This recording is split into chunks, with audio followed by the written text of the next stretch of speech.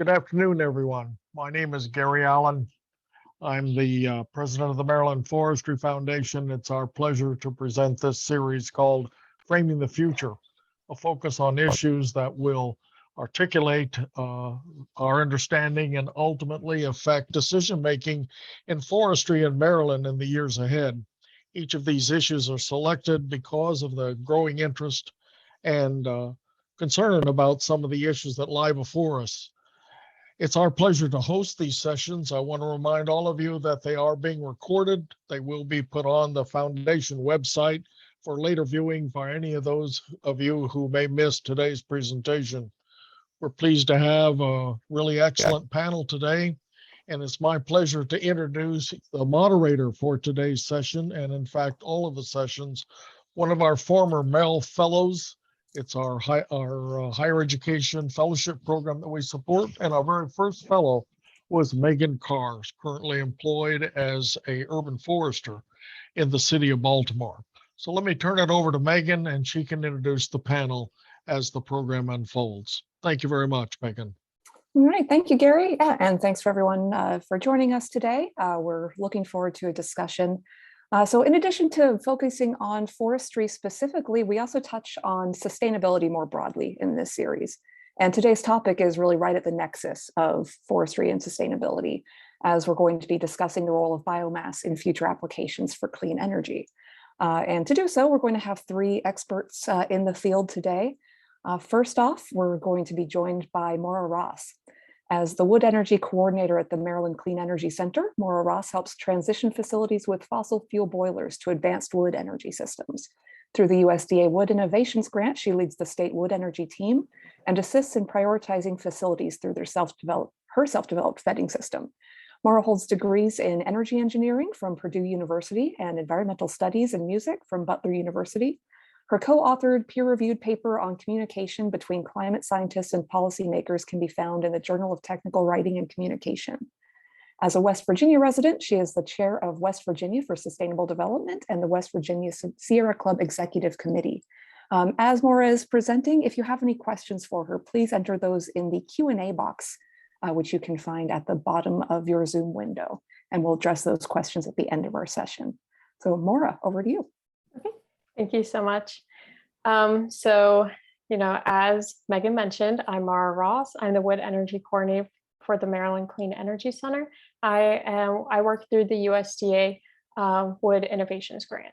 And that project through that grant is helping transition fossil fuel using facilities over to wood energy. And we do this by identifying those facilities by looking at their age, their size, and what type of fuel that they are currently using. And then we reach out to them, and then we take our engineers on that we have on retainer. We go do a site visit, and we create a feasibility report. And in that report, we look at what type of boiler would be appropriate. So thermal only or combined heat and power. We look at the fuel source, if it should be pellets or if it should be chips. And then we also compare it to the other fuels that they have access to. So the current fuel that they're using, and then if they're close to a natural gas hookup, we also compare that. And we compare the prices of those. And then we also look at the emission reductions. And that's extremely important since, a lot of facilities, they have sustainability goals now, and they want to go, carbon free, and as quickly as possible. They really want to switch over to renewable energies now. After that feasibility study, if they want to move on, we also conduct a supply chain study. So we are able to identify where exactly they'll be able to get the wood from, and make sure that there's a secondary sourcer. So just in case something happens to the primary, the facility will still have year-round confidence that they'll be able to have wood to power their thermal loads. And then after that is where I come back into play, and MCEC helps out for helping out with their financials. So I look for incentives, different grants on the federal and state levels, and then MCEC can also provide long-term low interest loans. and that can cover either a portion or all the way up to the full cost, and that's paid back through the energy savings. Also, through the Inflation Reduction Act, there's going to be more opportunities for help. The state will be able to leverage federal and private funds, and since renewable energy products or projects are so attractive right now, it will be pretty easy to get some of those funds, and that would also go for loans, possible procurement help, and then possible grants even. So that's a little bit about what that grant is doing. And again, that is a federal grant, so that shows more support on that level for wood energy. So before I get really into the policy, the current policy part, I want to talk about sort of the foundations of it and the support for sustainable forestry and wood energy in the state. Let's start with the Sustainable Forestry Act of 2009. So essentially in that act, it says that to meet Maryland's renewable energy goals, biomass fueled facilities need to be included. It also acknowledges the sustainably managed forest system also helps promote domestic renewable energy production from biomass. It also contributes to healthier forests, and healthier forests through groundwater filtration also leads to healthier water in the state as well. Additionally, it replaced the Forest Advisory Commission with the Sustainable Forestry Council. And more change than just the name with that. So there were more responsibilities that came with it. And essentially, their job is to keep forest as forest. And that's going to be mainly through developing new markets. So that's going to be, through different, incentive forest programs, and then also helping out with wood energy projects. They also have a woodland incentive fund, which I believe that has more funding now after the Climate Solutions Act. Dan, if that's incorrect, you can give more information later. But so that will be continued, and that fund will be for continuing those projects and supporting those projects across the state. So that's kind of the benchmark of this or starting grounds for wood energy in the state.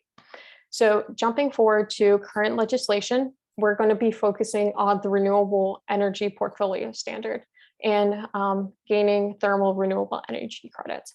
I'm sure most of you are familiar with the RPS, but in case you aren't, it is consists of all of the renewable energies, so solar, wind, geothermal, wood, anaerobic digesters, landfill gas, waste energy, everything like that. And there are two tiers.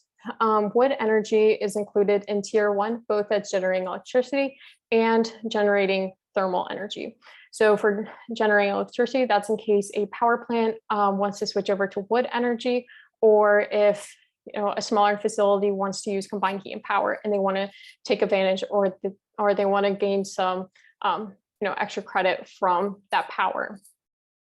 But we don't have any wood-fired power plants at this time, and combined heat and power plants are very expensive. And for the thermal incentive, there's actually a stipulation on it that requires the primary feedstock to consist of animal manure. So that is not as clean as just wood. It's harder to maintain since the poultry manure kind of clogs up the system. It's harder for the maintenance workers essentially. And then it's also harder to source.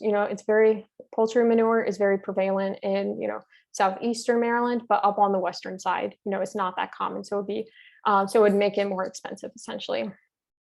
So with these RECs, which they're essentially rebates that renewable energy producers would be able to get, and that's paid for by the fossil fuel users, essentially, because they have to they have to offset their emissions essentially. It really makes the thermal renewable energy credit for wood very inaccessible. So what our goal is to remove that word primarily, so we're able to actually use that incentive. So this past session, a bill just to do that was proposed, and that's Senate Bill 903. and its counterpart, House Bill 1085, were proposed, and that was just to remove the word primarily. However, not everyone was on board with that, and they wanted more support. They wanted more kind of regulations than just that word primarily being removed. So there has been some opposition, and even legislation proposed, such as House Bill 11, and that would have removed any combustible energy source from the RPS. So that's going to be, anaerobic digesters, waste energy, landfill gas, and of course wood. So we want to. So I actually met with the sponsor of that, and he said that the most important part of that legislation was the waste energy part, and that he would be. He really wants to learn more about those other sources, those that use organic materials. So that's why it's so important to have conversations like these that really get that information out there. So again, thank you so much, Gary, and the foundation for putting this together. So we really want to continue this education and really reach out to policymakers and environmental groups that can influence this legislation. But we can still see that there's interest in learning more, on the, at least in the General Assembly. The General Assembly actually, it requires, this past session, they required the Maryland Climate Change Commission to look at, to create a report that will look at the impacts that thermal renewable energy credits could have on Maryland. And then based off that report, come up with recommendations for a bill in the future. So I'm not sure what level of specifics I can give on that. Probably not too much, so I won't. But the report has been finished. It is very exciting. So currently the language for those recommendations are going to be drafted. But something that I can talk about is in 2014, a similar report was published. I actually believe that Dan helped write that, or was working on those recommendations. And the first recommendation that they came up with was to create a second RPS dedicated to just thermal, and leaving the the sources that generate electricity in the current RPS. And that's essentially to eliminate competition between those thermal sources with either solar or wind that already have carve-outs in the RPS. And that way, we can adjust the pricing or the values of those credits. And then also the General Assembly showed support or at least interest by requiring the IAC, or the Interagency Commission on School Construction, to essentially conduct what my project, or the U.S. Wood Innovations Grant, is supposed to do, by looking at a pre-K through 12 school in Western Maryland, and creating a feasibility report, finding a supply chain, and looking at financial options for it. So we have been in contact with the IAC to start those conversations, and we have actually identified a school that has the highest priority for that, and based off of its size, its fuel use, they have extremely old boilers, so that's very promising. So just to kind of wrap it up, wood energy has been recognized as a main part of the renewable energy portfolio in Maryland, since 2009, and has recognized its role in creating and maintaining sustainable forests. We are still looking into expanding its incentives to help facility owners switch over from fossil fuels to this renewable energy. And the General Assembly is wanting to learn more. Other delegates are wanting to learn more as well. So, overall, it's very promising. It's very exciting time for wood energy. So I think that's all that I have. So I look forward to your questions. Great, thank you, Maura. And so as folks in our audience have questions, again, please do enter those into the Q&A box, and we will be able to address those at the end of our session. And even though we'll be discussing them then, please do feel free to enter them now. We'll often get folks that type in really good questions at the very end of the session, which is always a hazard, but we would love to be able to get to those questions. So enter them early, please. But for now, we will move on to the next part of our discussion, and we're going to hear from Joe Hinson. Joe has had a long and varied career in forestry. He started here in Maryland on the Eastern Shore as a land management supervisor for the Chesapeake Corporation, responsible for the management of many young stands that are now mature, beautiful forests. From there, he traveled to Washington, D.C. as a lobbyist for the national timber industry, specializing in private forestry issues. In 1982, he was named executive director of the Idaho Forest Industry Council, representing the large industry in that state, a position he held for 15 years. In 1998, he founded Northwest Natural Resource Group, LLC, which is a consulting firm that is specialized in resolving complex natural resource issues at the highest levels of state and national government. He now maintains a semi-retired consulting business and is the current president of the Maryland Forests Association. So thanks for joining us, Joe. Thank you, Megan. I guess not surprisingly, I want to speak just a little bit about the link between wood energy and forest management. Here on the Eastern Shore, we're fortunate in that we do have a small but significant market for biomass energy. Currently, although it's undergoing some changes, the Eastern Correctional Institute in Princess Anne has a combined heat and power operation that's powered by wood chips. And that's been in operation for, I think, over 30 years.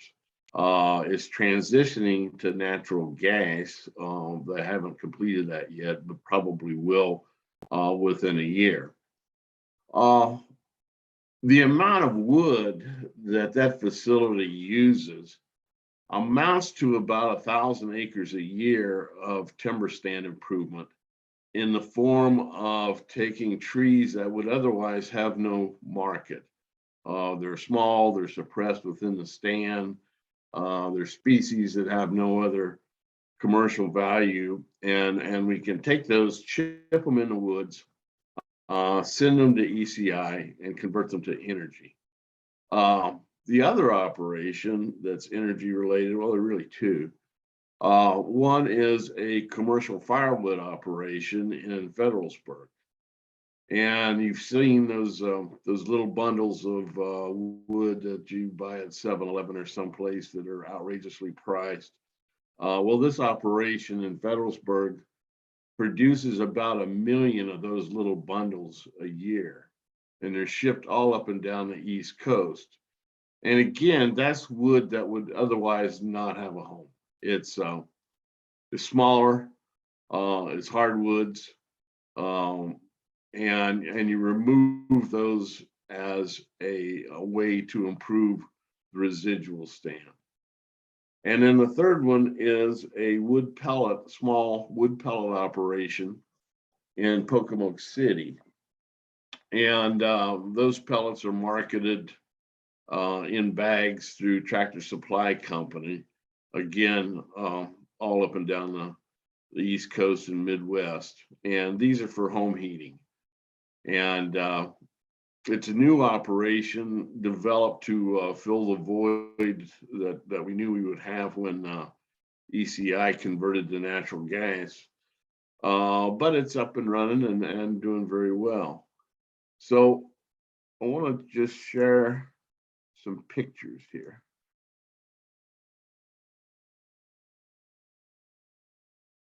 Now, Dan is probably cringing because as a forester, he recognizes that as not a logging job that most foresters would be very proud of.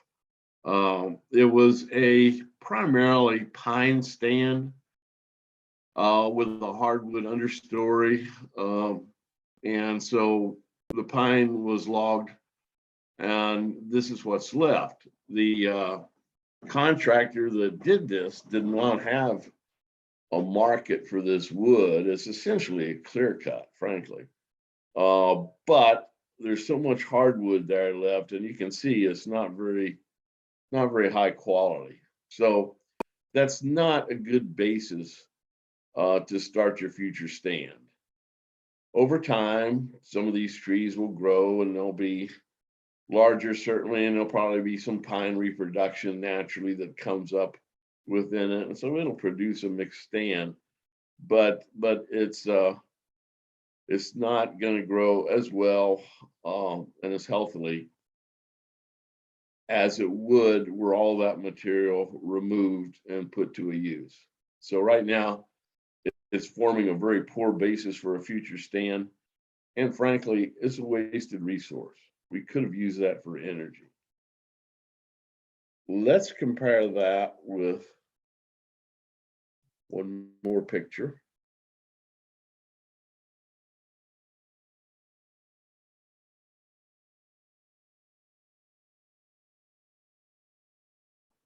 Compare that with this logging job. This was completed about a year ago. It is a selective shelter wood cut. You can see that there's very little debris left on the floor.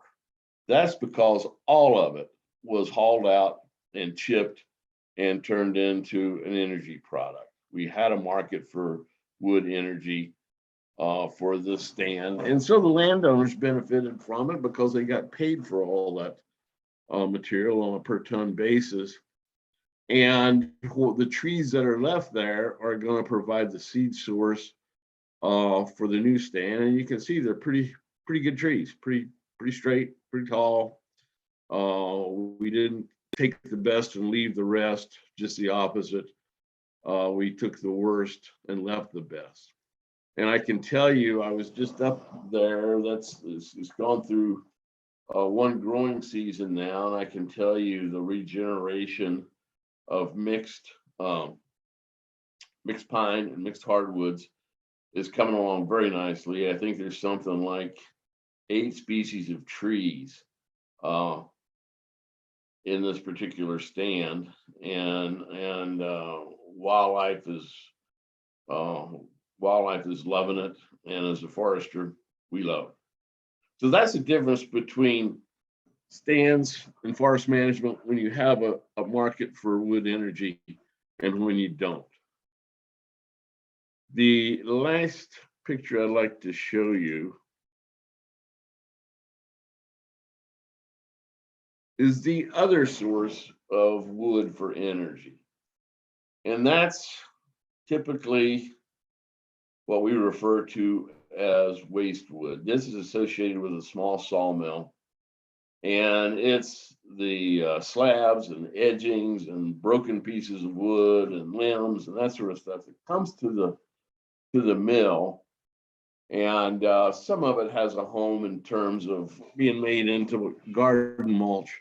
But we would use all of this material if we had a wood energy operation close by. It would all be chipped up or ground up and made either into pellets or wood chips for biomass energy. And I can tell you, in the urban areas, there are literally millions of tons of this kind of wood plus tree care company wood. Trees blow down in storms, limbs blow off. People have to pay somebody to come and pick them up, take them out of their yards, whatever. And there really isn't a home for very much of that. And so it gets stockpiled someplace. Occasionally, some of it winds up in a landfill, but quite honestly, a lot of it just sits there on the ground in somebody's back 40 and slowly dissipates. We'd like to be able to use all of that. Now, I can tell you that Mara spoke a little bit about the restrictions on using biomass for energy. Particularly the requirement that biomass has to be combined with animal manure to qualify. There is another interpretation to that law and the other provisions of the section of Maryland code that deals with the RPS and biomass energy. And there is a pending application before the Public Service Commission that argues that that interpretation of the law is incorrect, and that companies that currently use biomass for heat or heat and power are qualified under the RPS. I don't know how that's going to turn out. Hopefully we'll know here within a couple of months, but just for now, know that that's pending, and it is a question that is going to be resolved here in the very near future. So with that, I'll stop. And again, look forward to any questions that you might have. Thank you. Great, thank you, Joe.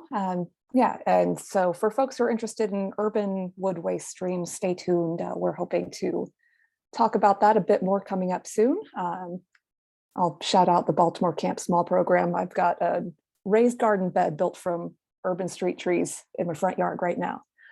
But that's for another day. In the meantime, we're going to continue the discussion on biomass energy and move on to our third panelist, Daniel Ryder, who describes himself simply as being always interested in expanding the reach of free markets to finance better forestry. And in that capacity and to that end, he currently works as the Forest Stewardship and Utilization Program Manager with Maryland's DNR Forest Service. So Dan, you are up. Okay, great. Thanks for having me today. Let me get my technology sorted out here a little bit. I was asked to talk about current projects, so that's what I would like to do. And You should be able to share screens. There you are, Dan. yes, okay, getting there now, I believe. We're seeing your presenter view. Yep, I gotta find a way to get rid of that. Sorry about the delay. Quite all right. This is brand new to me. This is a feature that I did not discover until earlier today. Okay, how do I get rid of that? There it is. Okay, here we go. So why are we even talking about using wood for energy? Frankly, from a forestry point of view, it's the fact that we need markets, especially in Maryland. You know, the solid wood industry, you know, turning round trees into square products, i.e., you know, making lumber, that is a mature industry, and it is the one that drives the economics of practicing forestry in Maryland. Nobody is going to harvest a woodlot for the pulpwood value alone or the wood energy value alone.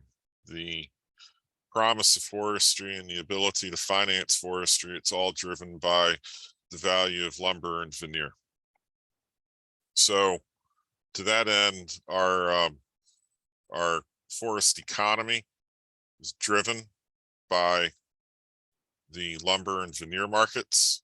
The issue at hand, however, is in order to maximize the productivity of the forest and the quality of the forest, not just for the lumber value, but also for the wildlife value and the overall health of the forest, we really need to have markets for the small diameter and the low quality trees, because one of the greatest impediments to growing a healthy forest in Maryland is the fact that most of our woods are grossly overstocked.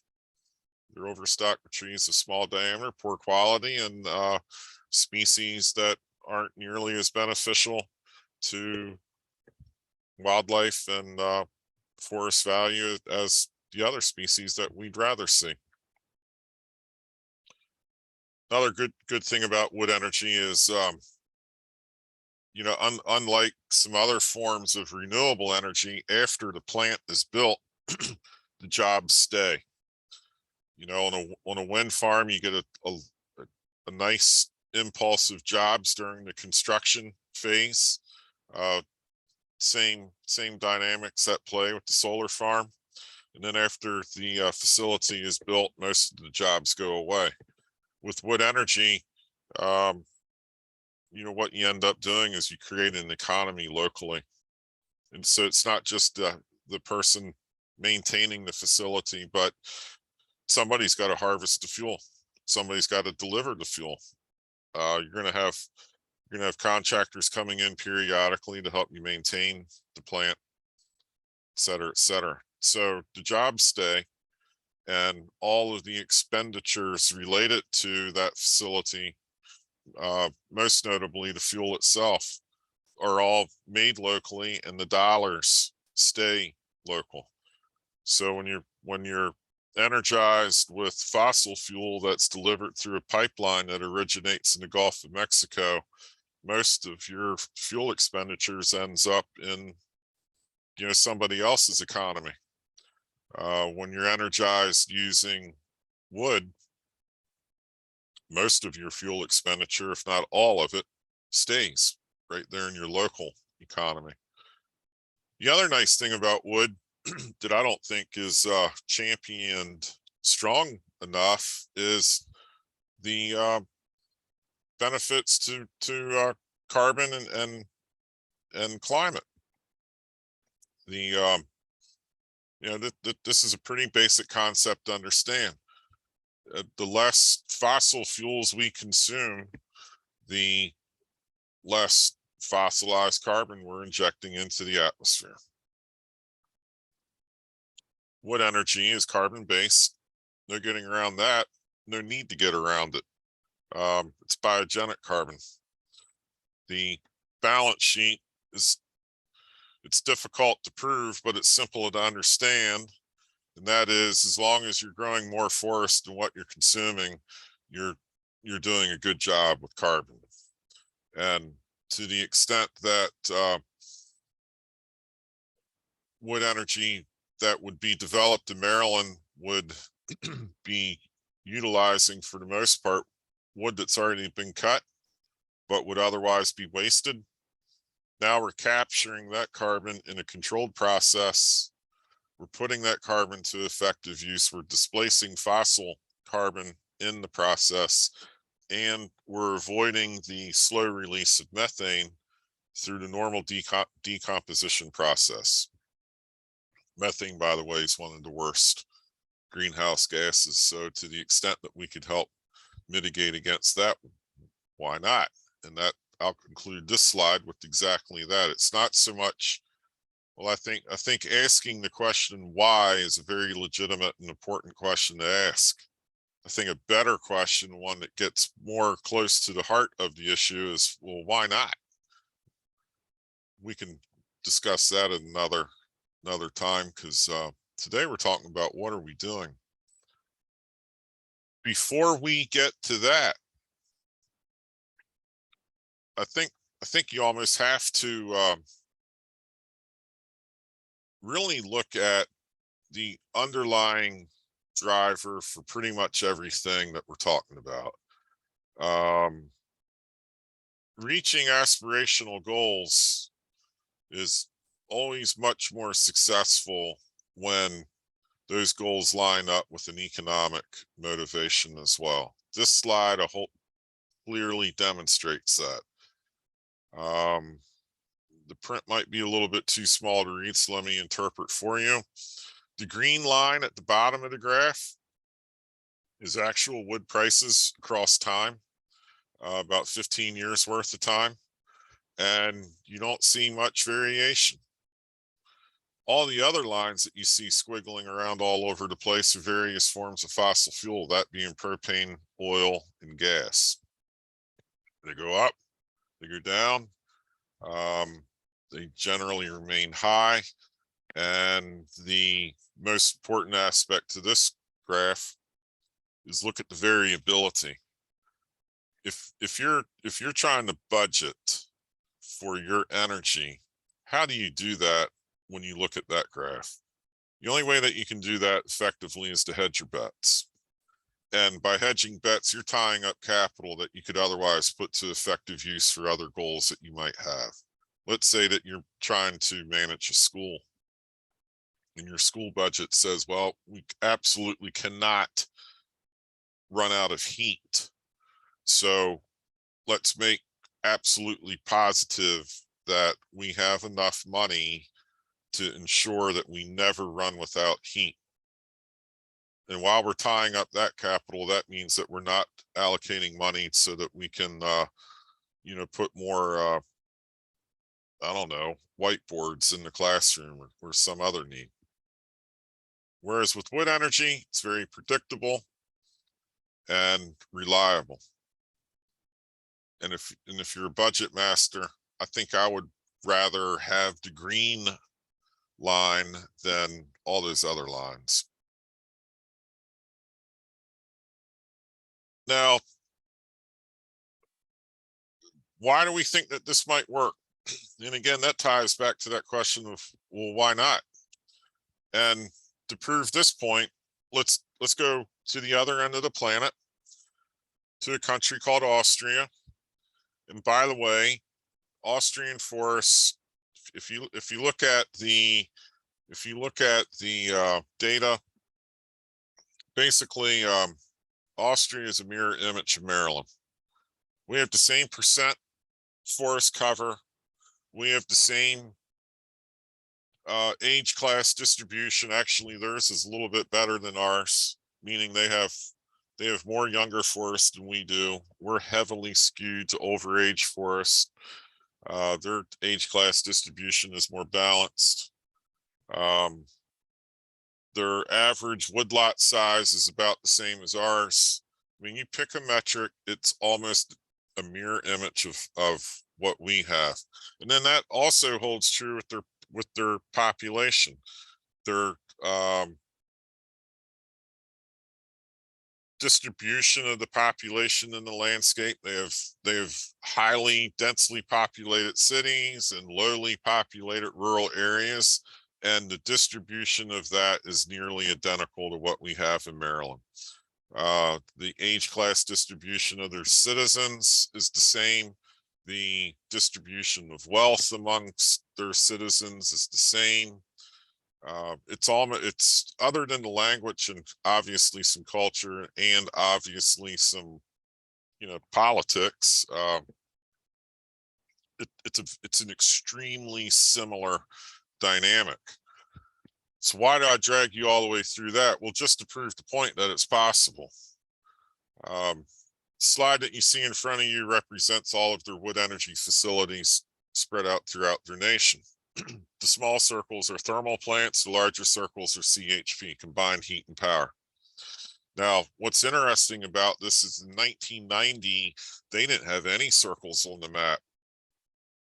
They've done this in just the last 30 years. The interesting thing is I had really, really unique, unusual opportunity to spend a lot of time with their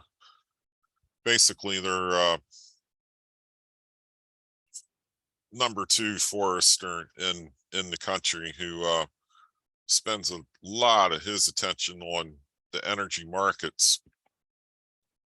And I asked him, I said, what's the biggest problem that you have in forestry in Austria? And he said, we have too many trees. And so I asked him about, well, how did the wood energy sector being developed address that? And he said, if we didn't have this wood energy sector, we would probably not have much in the way of forestry today. The almost universal complete reliance on the energy sector to affect good outcomes in forest management is it has an elementary understanding, not just amongst their foresters, but their general population. They've they've come to absolutely rely on that marketplace, and the results show. I won't drag you through all that information right now, but the bottom line is now their forests are more productive. They have more forest in the landscape. The forests are more healthy. It's generating more wildlife. It's generating more outdoor recreation opportunities, and it's given their country greater stability and energy security. Anyway, moving on. So what are we doing here? We have approached a lot of different facilities over the years. Anybody that's in the business of project development will certainly understand that this is not an understatement. It's very difficult to develop a project. It's easy to understand a concept. It's easy to conceptualize a project. It's extremely difficult to actually get a project on the books. So with that said, I am not ashamed to say that we have a low success rate if you measure that success rate by projects installed. On the other hand, every time that we engage a facility, not only do we learn, but they learn as well. Most of the facilities turn out to not be a good fit for wood energy, frankly, for one reason or the other. And that's okay. You know, if we were trying to sell oil fired boilers, we would have the same exact experience. Okay, it's not an issue of a deficiency of using wood. It's an issue of timing, available capital, available human resources to manage the project. It's any number of things. So if you're asking yourself, well, if this stuff is so good, then why do we not have any projects? That's the point that I'm trying to make here. It's not a deficiency in the technology or the fuel supply or the economics. It's about 1,000 other reasons that are unique to each project. What we've seen in recent years is a growing rate of facility managers not telling us no, but telling us not now. Okay. As far as I'm concerned, that's very positive. So for example, Frostburg State University, the map, here's a map of their campus. We are partnered with the U.S. Forest Service, who has an engineering firm that specializes in wood energy projects on retainer. And that partnership is producing a very thorough engineering analysis to determine the degree of potential for heating their entire campus or a portion of their campus using wood. Okay, so the thought would be that they would develop a centralized plant and then distribute hot water underground to each building to provide the space heating and the laundry needs, you know, the hot water needed to sterilize labs, et cetera, et cetera. The other cool feature that we included in that project was de-icing sidewalks. So that report's coming out very soon.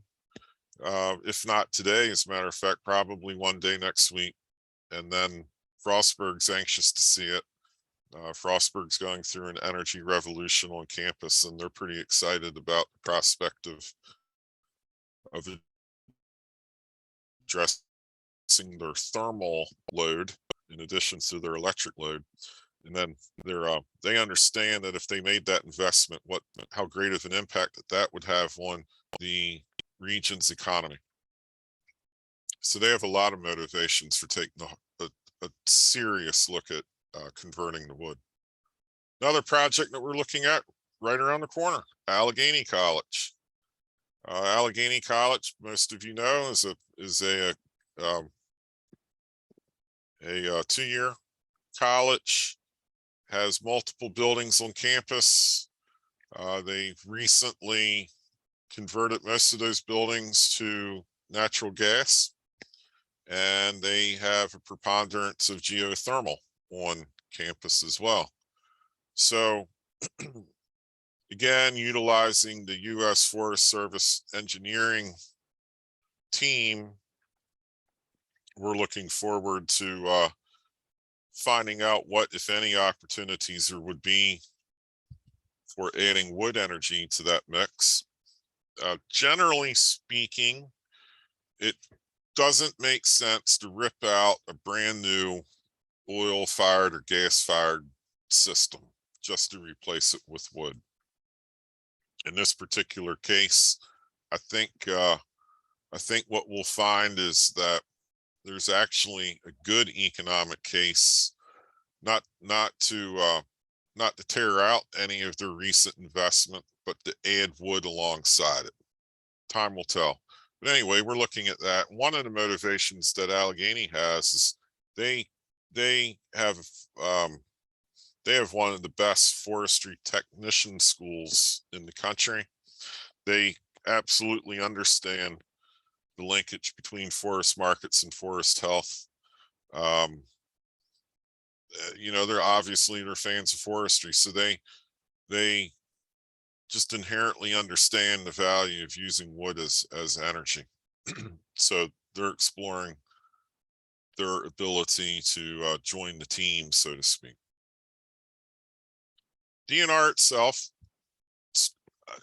we have a couple projects that are going to be utilizing wood pellets at a fairly small scale. Basically, we have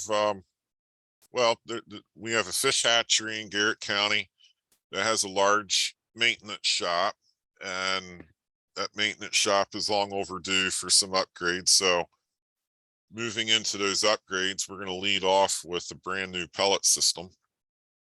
And then on the other side of the state, we have a recently acquired property that used to be a farm. It's going to be managed by the Park Service, and same situation. There's a farm building that's being retrofitted to serve as a maintenance shop in the office area, and that too will be space heated with the pellet system. The significant aspect of this project is these pellets would be delivered in bulk. That will be a new game in Maryland, and using the analogy of a chicken and egg, developing bulk delivery of pellets is very much a chicken and egg situation. The pellet producer, in order to provide bulk delivery, typically has to make a very substantial investment in delivery equipment. Usually it's cost prohibitive, and they're loath to spend that capital if they don't have customers that are going to utilize it. Meanwhile, your potential customers that would benefit from bulk delivery generally tend to steer clear of tying themselves into a system that can only be served through bulk if they don't know that they can get the supply, right? So somebody's got to go first.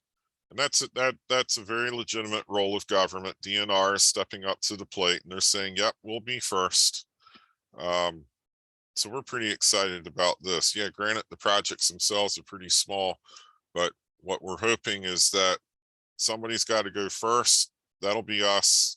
And then hopefully somebody else will be second and third and fourth and 200th, right? This might be a little bit of an arcane discussion for many. Last year during the legislative session, Association of Forest Industries met with DGS and sponsoring legislators to develop budget language that would provide funding to DGS's interagency school construction program to make a very thorough investigation of what kind of potential is there for building a brand new school or converting in an existing school, to lead off with using wood for heating or cooling or both, or if it's a large enough facility, even CHP, combined heat and power. But anyway, the intent here is that we know that schools have continuous, there's always a school under construction or under reconstruction. And the leadership in Western Maryland understands the negative impact that has happened in their community from the loss of the Luke Mill, and they're looking for opportunities to abate that impact. And an obvious one would be, using the wood that was previously headed to Luke to turn into paper, use that same exact wood supply for energy. So they're just raising their hands saying we're going to do our part. So this is currently beginning. Supposedly they need to have their final report in by January. We'll see how that goes. Okay, so some other opportunities would be greenhouses. There's the greenhouse industry in Maryland is the second largest ag sector in the state. We have a lot of greenhouses in Maryland. A lot of those greenhouses are very large. Worked with one in the past that was 15 acres under glass. They use a lot of heat. These make very, very good use of wood energy heating systems. So we would like to target that sector for opportunity. Hospitals also. Hospitals are large enough where they can benefit from combined heat and power. So moving beyond just the economics of saving a lot of money by burning low-cost wood as opposed to the high-cost fossils. Going with wood checks the box very nicely for meeting their green sustainability goals. It also gives budget stability. They don't have to hedge your bets and get on that roller coaster ride of guessing, well, how many millions of dollars do we need to park and not utilize just to make sure that we don't get cold in the winter. The Climate Change Commission, following the lead of the IPCC, they understand the benefits of using wood for energy, not just from the energy benefits, but also from the land use benefit. If you're creating markets for wood, then you're creating opportunities and you're creating motivation for keeping forest as forest. So that has very clear positive impacts on land use policy. And the more standing forest that you have in your landscape, the better off you're going to be in terms of climate change. So how can Maryland's climate change policy support the growth of wood energy? And Mars already touched on it through thermal RECs. Give the facilities an incentive to make the switch. After the switch has been made, reward that behavior that you want to promote. And thermal RECs is a very convenient way of doing that, and it's not like a progressive or regressive tax. It's actually a market-based reward system. The economic development community, they get it. I'm sure everybody on the call does too. I won't get into that. The reason why I listed exports at the bottom of the page is as Europe understands that it's in their national security interest to sever the ties that they've had with their energy supply chain, and they need to rebuild wholly new supply chains. And as they understand more about how getting out of using fossils for energy and using biological sources such as wood provides so many different benefits, the Europeans especially really have done a great job of mapping out how climate policy and national security are very intimately tied together. As a consequence of that, they are moving as fast as they can to use more and more and more wood. And that's a good opportunity for us. And frankly, as a forester, my bottom line is I just want to see markets for the wood that we need to manage.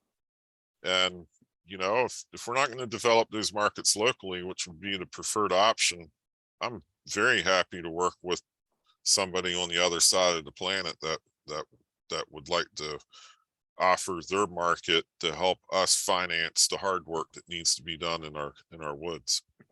And Dan, I'll just make a quick note that we have just 2 minutes left. So if I'm there's done. a final salient points that you wanted to slip in there, we do have one question that I was hoping to allow our panel to address. Lori Lilly asked, what opportunities and synergies do the speakers see with biochar production in their efforts?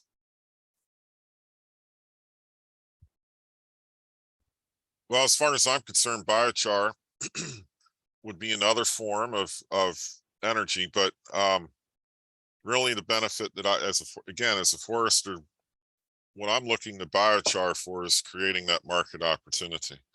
I think a challenge with biochar is the economics of it. Is there a willing buyer available, and is that buyer willing to pay the costs necessary to meet the production costs? But I think it's a great product. I think the question is can you make it work economically?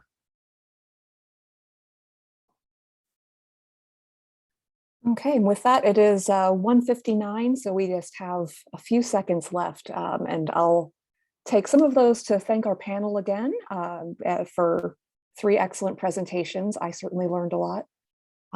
Gary, do you have any final comments to close things out? No, I want to thank the panel. Ask Dan to stop sharing his screen so that you can see us on screen. Thank you There we very go. much. I want to thank the panel for their participation today.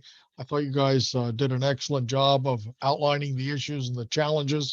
And I'm sure there'll be some follow-up to this particular presentation, because all you've done really, in one sense, in addition to sharing some great information, is raise and share with us a lot of the challenges that remain in helping to implement biomass projects in the future. So this is an area that we're going to continue to have to revisit, because it's an area where I think there remain a lot of questions that I think this panel and other experts can continue to help educate the broader public, and particularly some of the stronger advocates, about what's to be done on the landscape in the future. So I want to thank each of you for helping to contribute to our better understanding of those challenges. Thank you.